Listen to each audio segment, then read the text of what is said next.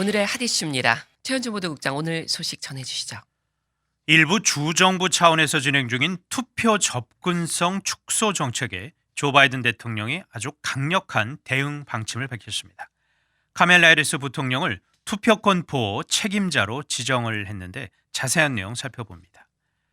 그리스 등 유럽 내의 7개의 나라들이 코로나 백신 증명서를 발급하기 시작했다는 소식도 이어서 전하겠습니다. 네, 첫 소식 보겠습니다. 조 바이든 대통령 투표권 보호를 촉구하고 나섰네요.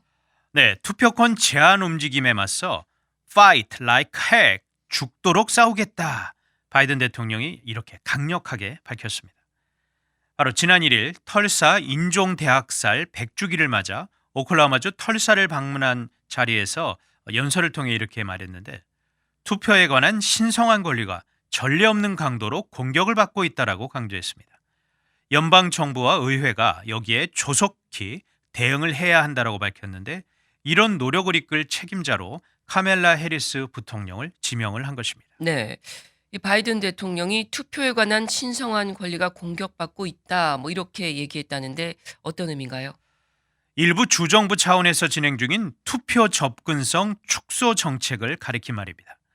유권자 등록 기준을 엄격하게 하고 조기 투표와 부재자 투표 자격 기준이나 그 운용 시간, 투표용지 수거함 숫자 등을 제한을 한다는 내용인데, 바로 지난 3월 조지아주에서 이 관련 입법을 확정을 하면서 전국적인 파장이 일었었습니다. 네, 현지에 본사를 둔 대기업들이 항의 의사를 밝혔고, 메이저리그 사무국 또한 올해 애틀란타에서 열리기로 했던 올스타 경기를 다른 곳으로 옮기기로 결정을 했는데, 다른 주에서도 비슷한 조치들이 잇따라 나왔습니다. 네, 조지아주에서는 이미 관련 입법이 확정이 됐고 다른 주에서는 이미 진행이 되고 있다. 어떤 주들인가요?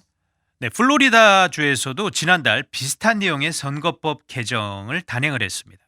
또한 애리조나 그리고 텍사스에서도 관련 입법을 진행을 하고 있는데, 공통점이 모두가 다 공화당이 이 주의회를 장악하고 있는 주들입니다. 네. 또한 이 지역들은 주요 선거, 국회의원 선거나 대통령 선거에서 경합주로 또 꼽혀 왔었습니다. 예, 그러니까 공통점이 레드 스테이트, 그러니까 공화당 주도의 이런 주들에서 이런 투표 접근성 축소하는 이런 법안들이 이미 확정이 된 곳도 있고 나오고 있고 진행된다라는 얘기인데, 그렇다면 이제 공화당 측에서 이렇게 선거법을 바꾸자는 거잖아요. 그 이유가 뭔가요? 네, 공화당 측에서는 선거 부정 가능성을 차단을 하는 것이 목적이다라고 밝힙니다. 선거를 안전하고 공정하게 치르기 위해 관련 법규를 개정한 것이라고 브라이언 캠프 조지아 주지사가 지난 3월 법안에 서명한 직후에 이제 이런 연설을 했는데, 네. 지난해 11월 대선 이후 이 조지아주 선거제도에 중대한 개혁이 필요하다는 것을 알게 됐다면서, 당시 조지아를 비롯한 주요 경합 지역에서 바이든 민주당 후보가 트럼프 대통령을 이겼는데, 이 과정에서 부정행위가 광범위하게 벌어졌기 때문에 이런 결과가 나온 것이다라고 트럼프 당시 대통령과 공화당 일부에서 이런 주장들이 나왔었습니다. 네, 그러니까 이 선거법 같은 경우는 연방법이 아니라 주법이기 때문에 이제 그렇습니다. 주들에서 이런 움직임들이 나오는데, 이러한 그 일부 공화당 강세 주 정부들의 움직임을 바이든 대통령은 옳지 않다 이렇게 보고 있는 거군요. 그렇습니다. 이런 식의 선거법 개정은 민주주의에 대한 공격의 일환이다라고 바이든 대통령이 이날 연설에서 비판을 하면서, 투표장 접근이 상대적으로 어려운 흑인, 유색인종 미국인들을 불균형적으로 겨냥하고 있기 때문이다라고 설명을 했습니다. 네. 따라서 연방 정부와 의회가 포괄적인 대응 조치를 하루빨리 진행을 해야 한다라고 주장을 했는데, 특히 이번 달 6월은 행동의 달이 돼야 한다라고 바이든 대통령이 강조를 했습니다. 예, 그렇다면 연방 정부와 의회가 할 수 있는 일은 어떤 게 있나요? 지금 포괄적인 선거 개혁 입법을 진행 중입니다. 예. 민주당이 주도한 법안이 지난 3월 하원은 통과를 했습니다. 이게 For the People Act, 국민을 위한 법안이라는 이름을 붙였습니다. 다수당인 민주당 하원에서는 이 한 명을 제외하고는 전원 찬성 쪽의 표가 나왔고, 소수당인 공화당은 전원 반대를 했습니다. 하지만 이후 상원에서는 이 관련의 법안 처리에 진전이 이루어지지 않고 있습니다. 그렇군요. 자, 이렇게 민주당이 주도한 선거 개혁 법안 어떤 내용이 들어 있나요? 전국적인 자동 유권자 등록 체계를 확립하도록 했습니다. 유권자 등록이나 취소, 수정 등을 온라인으로 할 수 있는 장치를 각 주의 선거관리 당국이 갖추도록 요구를 한 것입니다. 또한 투표 기간에도 조금 더 여유를 두도록 했습니다. 전국 규모 선거의 경우엔 최소 15일 연속으로 조기 투표를 진행하도록 했고, 조기 투표소는 하루 10시간 이상 운영을 하도록 규정을 한 것입니다. 네, 그러니까 투표 과정을 더 쉽게 해서 더 많은 사람이 선거에 참여할 수 있도록 하자 뭐 이런 의미란 건가요? 맞습니다. 유권자 등록을 미리 할 필요 없이 투표 당일에도 가능하도록 또 한 것입니다. 또한 유권자면 누구나 특별한 사유가 없어도 우편 투표를 할 수 있도록 규정을 했습니다. 또한 연방 단위 선거일을 국가 공휴일로 지정하는 내용도 포함이 됐습니다. 네, 뭐 공화당 안과는 상당히 상반되는데 이런 내용을 바이든 대통령은 6월 중에 확정하자 이렇게 간주한 거네요. 그렇습니다. 상원에서 관련 법안 처리에 속도를 내도록 이 요구를 한 건데, 상원은 지금 민주공화 양당이 50대 50으로 동수입니다.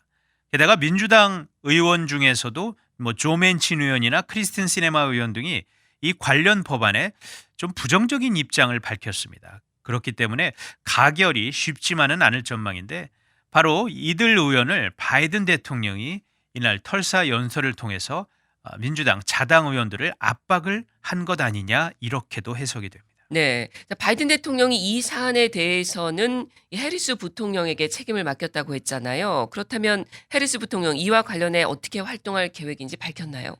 그렇습니다. 두 가지 방향을 제시했습니다. 하나는 투표권 보호에 관한 지지 여론 확산입니다. 미국민들과 함께 하겠다라고 해리스 부통령이 CNN에 보낸 이 성명에서 밝힌 건데, 선거권 신장 단체와 사회 단체를 비롯한 민간 분야의 도움을 더 강화하도록 일하겠다라고 설명했는데, 이를 통해 전국에서 투표권 보호 노력이 더 고조될 것이다라는 설명도 했습니다. 예, 다른 한 가지 활동 방향은 뭔가요? 네, 두 번째는 법안 처리가 진전이 될 수 있도록 의회 구성원들과 함께 일하겠다라고 얘기했습니다. 상원에서 민주당 일부 의원들 그리고 공화당 의원들을 설득하는 작업을 시사한 것으로 풀이가 되는데, 공화당 쪽에서 받아들이기 상대적으로 수월하도록 법안 내용을 조금 고치는 것도 함께 보도가 됐습니다. 네, 잘 들었습니다. 다음 소식 보겠습니다. 자, 지금 이제 백신 접종이 활발해지면서 백신 여권에 대한 논의가 또 오고 가잖아요. 그런 가운데 유럽 내 몇몇 나라가 백신 증명서 체계를 가동하기 시작했다는 소식이 들리네요. 네, 그리스를 비롯한 유럽 7개 나라가 6월 1일부터 이 백신 증명서 백시네이션 서티피케이트 시스템 발급을 시작을 했습니다. 예. 유럽연합 집행위원회에 따르면은 그리스 외에 불가리아, 체코, 덴마크, 독일, 크로아티아 그리고 폴란드가 여기에 포함이 됩니다. 자, 이 백신 증명서라면 나 백신 맞았다 이 사실을 확인해주는 그런 증명서잖아요. 이걸 갖고 있으면 뭐가 달라지는 건가요? 네, 백신 증명서가 있으면은 유럽 EU 내에서 다른 나라에 갔을 때 격리될 필요가 없습니다. 그러니까 이 백신 증명서는 EU 안에서만은 자유로운 여행을 보장해주는 문서라고 보시면 될 것 같습니다. 네. 자, 그런데 일단 7개 나라가 발급을 시작했어요. 그렇다면은 그 외에 전체 EU 차원에서 백신 증명서를 도입할 예정인지는 뭐 알려졌나요? 네, 유럽연합 EU는 이것을 백신 여권, 백신 패스포트라고 명명을 했는데, EU 27개 회원국은 바로 오는 7월 1일을 시한으로 백신 여권 체제를 가동할 예정이라고 밝혔습니다. 네. 그런데 말씀드렸던 그리스 등 7개 나라가 시한에 앞서 한 달 정도 먼저 백신 여권을 도입을 한 것입니다. 예, 그 말은 이제 백신을 반드시 맞아야지 EU 내 자유행이 가능하다 이런 얘기인가요? 맞습니다. 그런데 여기에 백신을 맞은 사람들 외에도 최근 코로나 검사에서 음성 판정이 나왔거나 코로나 감염에서 회복한 사람들도 백신 여권을 가진 사람과 같은 권리를 가지게 됩니다. 아, 이 코로나 검사 결과에는 유효 기간이 있지 않나요? 네, 있습니다. EU 기준으로 이 PCR 검사는 72시간 이전 것까지, 그리고 신속 항원 검사는 48시간 이전 것까지가 유효하게 됩니다. 예. 자, 뭐 여행 다닐 때 가족 단위 여행도 있는데 그렇다면 아이들은 아직까지 코로나 백신 접종하지 않았는데 아이들의 경우는 어떻게 되는 건가요? 백신 접종을 마친 사람들의 자녀는 자가격리에서 면제가 됩니다. 그리고 최소 6살 이하는 코로나 검사를 받을 필요가 없습니다. 네. 이게 EU 내에서 이렇게 작용을 한다고 했는데 유럽이지만 EU 회원국이 아닌 영국 있잖아요. 네. 영국 시민들한테는 뭐 다른 규정 적용되나요? 조금 다릅니다. 백신 접종을 마친 영국인들은 백신 여권 체계에서 혜택을 볼 수가 있습니다. 그렇지만 영국 안에서 지금 변이 바이러스가 여전히 나오고 있기 때문에 회원국들이 영국에서 오는 사람들에게 코로나 검사나 격리 등 좀 제한을 둘 수가 있습니다.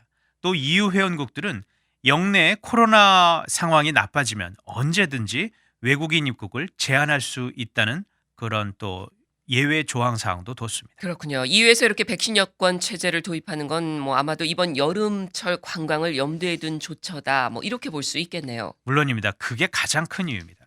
이제 곧 유럽 안에서 관광 성수기가 시작이 되는데 백신 여권을 도입함으로써 영내의 자유로운 이동을 보장함으로써 위축됐던 관광 산업을 활성화하겠다는 의지가 가장 큽니다. 네, 잘 들었습니다. 지금까지 오늘의 핫 이슈였습니다.